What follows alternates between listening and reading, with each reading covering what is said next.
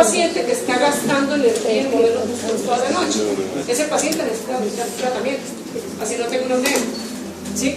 Entonces, esto es lo que se mide. También uno ve cómo está el oxígeno en el paciente, qué sucede, el oxígeno basal del paciente cuando hace las apneas, cuando hace esas respiraciones superficiales. Uno va revisando al paciente. Y entonces, por definición, en una apnea, en un polisomnograma se va a clasificar así, ¿sí?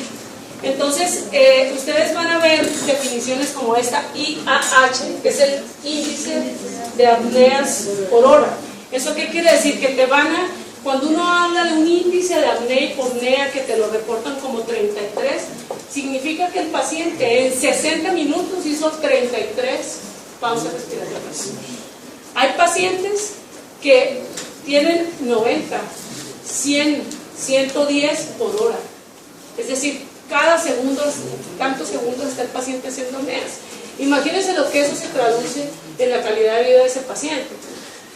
¿Qué quiere decir apnea obstructiva y qué quiere decir apnea central? Una apnea obstructiva es cuando evidentemente el paciente cae en una apnea, pero todo el aparato respiratorio se pone en alerta para sacar a ese paciente de la apnea, ¿sí? Eso se le llama apnea obstructiva. La apnea central significa que el paciente está en apnea y no hay ningún esfuerzo respiratorio por salir de eso. Esa es la diferencia entre uno y otro. ¿Qué quiere decir en la práctica? Que el paciente que tiene una apnea central, así le opere lo que le opere, va a seguir haciendo apneas, porque el problema no es el tracto respiratorio, el problema es de tipo central, obviamente. ¿Listo? Entonces, si quieres, veamos la que sigue. Había un link anterior.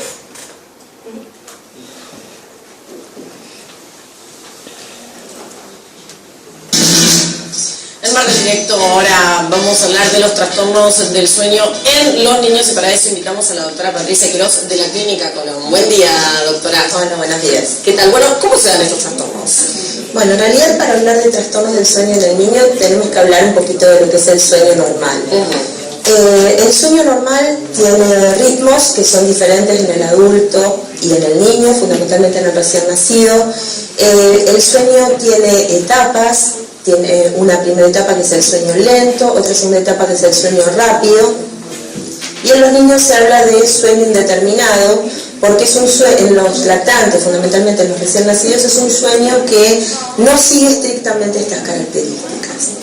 El sueño tiene una duración, el sueño tiene una distribución, que también son distintas en el niño y en el adulto. Yo me querría detener un segundito en cuanto a la duración del sueño. El sueño en el recién nacido, durante la primera semana el recién nacido duerme entre unas 16 y 18 horas por día, se está la mayor parte del tiempo durmiendo. Sí. Esto se va modificando y va disminuyendo las horas de sueño-vigilia, para estar alrededor de los 3-4 años en unas 12 horas de sueño, y al entrar en la adolescencia el sueño normal debiera ser entre 9 y 10 horas. Quería aclarar un poco esto porque en general los adultos dormimos menos de lo que se debe dormir. ¿Cuántas horas se recomienda dormir, doctora? Y en los adultos lo ideal son 8 horas. Que pocos lo podemos cumplir, ¿sí? Esa es la realidad. Con el trabajo y las actividades diarias es difícil poder cumplir las 8 horas. Y hay muchas consultas por el tiempo en que duermen los niños, porque los papás piensan que los chicos debieran dormir lo mismo que ellos. Y fíjate que estamos hablando de un chiquito, Y bueno, los síntomas fundamentales son irritabilidad, trastornos escolares, falta de concentración, bajo rendimiento escolar, trastornos de conducta, puede haber hiperactividad o puede haber somnolencia. Bueno, son bastante inespecíficos los síntomas. Bien, ¿y a qué se pueden vincular siempre cuando un chico tiene problemas? Es decir, nosotros hablamos de que el adulto está irritable, mal geniado, disfunción eréctil, anda durmiéndose en todas partes. Nada parecido a lo que le ocurre al niño. Al niño le pasa exactamente lo opuesto. El niño que tiene problemas escolares, el niño que empieza a tener problemas de conducta, que se vuelven irritables, esos niños que están a veces con Ritalina, son niños que una de las primeras cosas que uno tiene que hacer es evaluar la vida aérea, ¿sí? En estos niños es probable, por eso quería yo que ustedes escucharan y que lo escucharan de una pediatra. Siempre piensen, por favor, en que existen las apneas del sueño en los niños. Ya les dije cuál era la causa principal. ¿Cuál es la causa principal? La hipertrofia adenoamigdalina. Eso es lo primero que uno tiene que pensar en un niño. ¿Eso qué quiere decir? Que la mayor parte de las apneas del sueño en los niños son quirúrgicas. ¿Listo? Entonces, cuando sean pediatras, no se les olvide que existimos los otorrinos y que los otorrinos operamos. Porque cuando están en la práctica, a veces llega el pobre muchacho con malformaciones dentales después de 10 años de respiración oral. Ese muchacho a los 6 años se debe haber operado. Entonces, no se les olvide, por favor. ¿Listo? Bueno, entonces, continuamos. Miren que es absolutamente diferente un cuadro clínico entre un hígado. Sí, básicamente se resume en lo que yo les comenté, pero fíjense que la mayoría es decir, el niño que tiene problemas del sueño también tiene problemas de crecimiento ponderal, son niños que son hipodénsicos, niños delgados, irritables, derraman en el colegio. Es decir, tienen muchas cosas que ustedes pueden como alertarlos a pensar de que pueden estar pasando por una apnea de sueño. Entonces, en los niños que tienen, uno les hace una muy buena historia clínica a los pacientes y dependiendo, no se nos olvide también que todo paciente que tenga trastornos de tipo neuromuscular, ahorita que ustedes están viendo pediatría, siempre acuérdense que esos pacientes pueden cursar con apnea del sueño. ¿Listo? Y por supuesto, estos pacientes remitirlos a una valoración por otorrino, que no se preocupen que no estamos detrás de la puerta con un bisturí esperando a ver quién llega a operar, ¿no? Es decir, uno revisa al paciente y uno realmente decide qué paciente se opera y qué paciente no necesita cirugía. ¿Listo? Es decir, parte del protocolo de estudio de todo paciente con apnea es que lo veo otorrino. Por supuesto que el tratamiento será hacer las cosas lógicas. Uno no puede pretender a un paciente que pesa 300 kilos empezar haciéndole una traqueotomía para que respire. Es decir, lo que uno tiene que hacer es poner en orden la casa, es responsabilizar al paciente de que el tratamiento, aunque uno del médico los acompañe, el tratamiento, la obligación de cuidarse y de mejorar sus condiciones de él, ¿sí?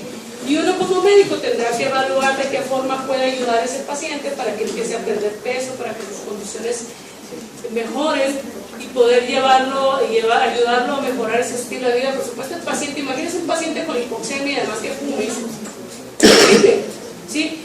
Y por supuesto que muchas veces dice el paciente, oiga doctora, es que definitivamente tengo un grave problema de sueño, y tú lo vas a ver en el cuarto y tiene una televisión de 50, que le ocupa la mitad de la pared y la apaga a las 3 de la mañana. Entonces el paciente nunca va a poder conciliar el sueño. Tú tienes que enseñarle algo que se llama higiene del sueño. ¿Eso qué quiere decir? Que tienes que enseñar a tu paciente cómo es un adecuado sueño. Las habitaciones se hicieron para descansar, ¿sí? Para descansar. Y tú tienes que decirle al paciente que es importante, si hay trastornos del sueño, que realmente se vaya a su dormitorio a descansar, ¿sí? Por supuesto, esto también es importante. La posición en la que más se presentan apneas por lógica es la posición en la que el paladar tiene más posibilidades de llegar atrás, ¿sí?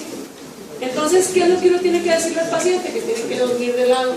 Hay una cosa súper sencilla que yo les recomiendo a los pacientes y que sí funciona, es hacer que el paciente a una camiseta que se coloque abajo de la pijama le haga un bolsillo y le meta 2 pelotas de tenis. De tenis, no le vayan a mandar de golf, por favor. Sí, terminé con fractura de costilla y lo van a decir que fui yo. De tenis. ¿Por qué de tenis? Porque el paciente, si tiene necesidad de cambiarse de lugar, puede pasar sobre la pelota de tenis y voltearse para otro lado, pero nunca se quedará boca arriba. Entonces, es una forma muy sencilla de evitar las apneas. ¿Qué otra cosa? Por supuesto, si nosotros hablamos de un paciente obeso que tiene una gran cantidad de grasa abdominal, en lo que el paciente hace lo que le toca, le vas a decir, eleve la cabecera de la cama. El elevar la cabecera de la cama hace que la grasa abdominal baje y el diafragma se libere. ¿Sí o no? Cosas súper sencillas que ustedes le pueden ayudar al paciente para que mejore esa calidad de vida. ¿Sí? Y por supuesto, esto es lo que estábamos viendo, que es el CPAP. Creo que se quedó como... ¿sí? Gracias, mi mamá. Resulta que existe el método más eficaz realmente para que uno pueda aliviar las condiciones del paciente, en lo que se pierde peso, en lo que se opera, en lo demás. Se llama CPAP, que es un aparato que lo que hace es mandar al paciente presión positiva para obligar a que la vía aérea se permeabilice a fuerza. Eso se llama CPAP. Si nosotros estamos hablando de que el paciente hace apneas, ¿cuál es la forma más efectiva para que el paciente no haga apneas? Cuando estamos hablando de obstructivas, pues hacerle un hueco aquí que el aire le llegue directo. La traqueostomía mejora en el 100% cualquier apnea obstructiva, ¿no? La central, por supuesto, no. Entonces, ¿a qué paciente vamos a mandarles nosotros el CPAP? Cuando tiene una apnea que sea de moderada a severa.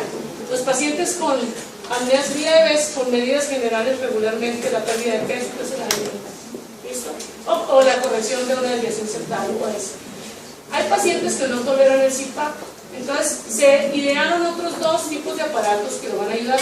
El AutoPAP, el paciente, si el paciente cae, el paciente recibe la presión positiva en el momento en el que la respiración lo pide. Eso se llama AutoPAP.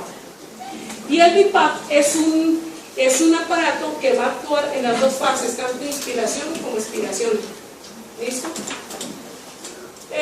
¿Y a qué paciente se le va a indicar? Cuando el paciente no tolera de inicio el CPAP, se les evalúa. Para eso existe un equipo disciplinario médico que va a evaluar al paciente, que va encabezado por un somnólogo, que regularmente son neumólogos que hacen, o médicos internistas o médicos familiares, que hacen como especialidad la somnología, es decir, el estudio y la evaluación de los polisomnogramas y del paciente, y evalúan qué es lo mejor para ese paciente.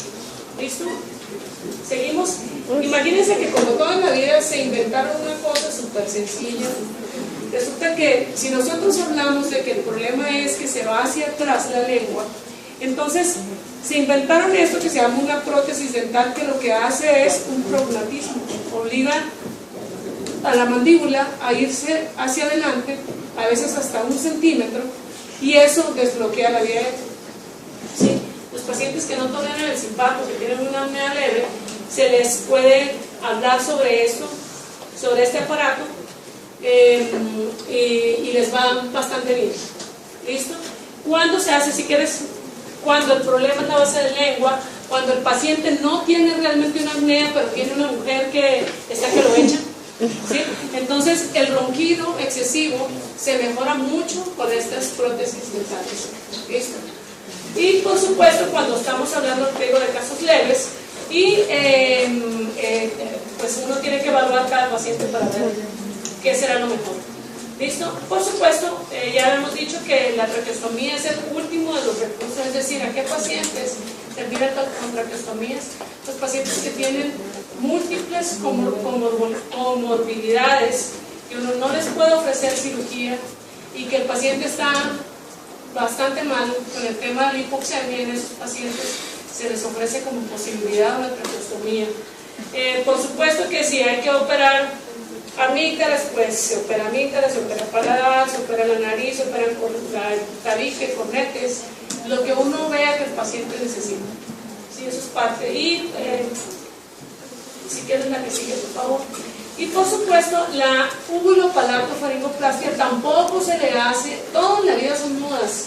Anteriormente, les digo que en ciudades como en Monterrey, me acuerdo que fui a un congreso, y tú desde que llegabas a la ciudad, los otorrinos, porque eso eran los otorrinos, tenían toda la ciudad con unos letreros gigantes que decían un león roncando, y decía yo le soluciono la vida, venga por favor y yo lo opero para el ronquido, en 5 minutos sale usted perfecto. ¿Qué era lo que hacían? Hubo una época, todo en medicina son modas, les digo. Llegaba, lo único que se hacía era amputar la úvula y el paciente por supuesto dejaba de roncar, pero el paciente seguía siendo apnea porque el problema no era la úvula era como la sirena únicamente, el sitio de vibración. Entonces el paciente le cortaban la úvula y dejaba de roncar, pero las apneas seguían, la hipoxemia seguía. Entonces por eso fuimos cambiando y las técnicas ahora en la actualidad inciden menos la línea media, y cada vez trabajamos más hacia los lados. Esta es la técnica que a mí me gusta mucho, en general les va muy bien, el espacio retropalatal les va muy bien cuando el problema es orofaringeo, pelada blanda, ¿sí?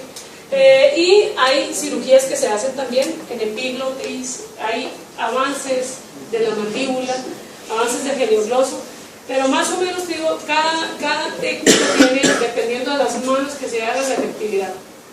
¿Listo?